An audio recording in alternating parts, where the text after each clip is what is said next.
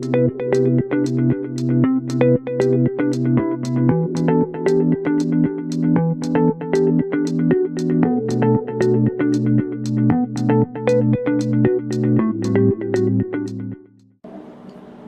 All to অঙ্কোজ India. আমি doctor Rajaswi Bandyopadhyay. এর আগের এপিসোডে আমরা লোকাল ফ্ল্যাপ এবং পেডিকেল ফ্ল্যাপ নিয়ে কথা বলেছি। তো আজকের আলোচনার মূল বিষয় হলো microvascular free flap. Free flap যবে থেকে এসেছে তবে থেকে ওরাল রিকনস্ট্রাকশনটা আরও গ্রহণযোগ্য এবং সুন্দর হয়ে উঠেছে।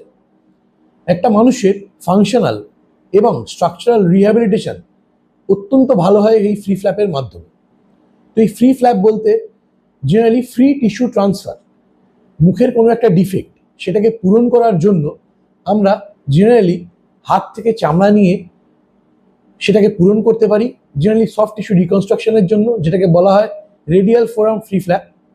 এছাড়া ওয়ার্ক হর্স বলে থাকি আমরা হেড অ্যান্ড নেকের যে কোনো রিকনস্ট্রাকশনের ক্ষেত্রে, যেটা হচ্ছে অ্যান্টেরোল্যাটারাল থাই ফ্ল্যাপ। থাই থেকে চামড়া এবং মাংস দুটোকে নিয়ে আমরা ফ্রি টিস্যু ট্রান্সফার করে থাকি মুখের মধ্যে, এবং এস্থেটিক্যালিও এটা দেখতে খুবই ভালো হয়। এবং তৃতীয়ত, যে ক্ষেত্রে ধরুন ওপরের চোয়াল বা নিচের চোয়াল বাদ গেছে, সেক্ষেত্রে আমরা সেই বোনটাকে রিপ্লেস করি হচ্ছে ফ্রি ফিবিউলার গ্রাফট দিয়ে। পা থেকে ফিবিউলার বোন অ্যালং উইথ স্কিন পেডিকেল তুলে আমরা মুখটাকে রিকনস্ট্রাকশন করে থাকি। এক্ষেত্রে আফটার অপারেশন পেশেন্টের হিলিং অনেক বেটার হয়। পেশেন্ট তার পুরনো জায়গায় ফিরে গিয়ে তার গ্রহণযোগ্যতা অনেকটা বাড়ে।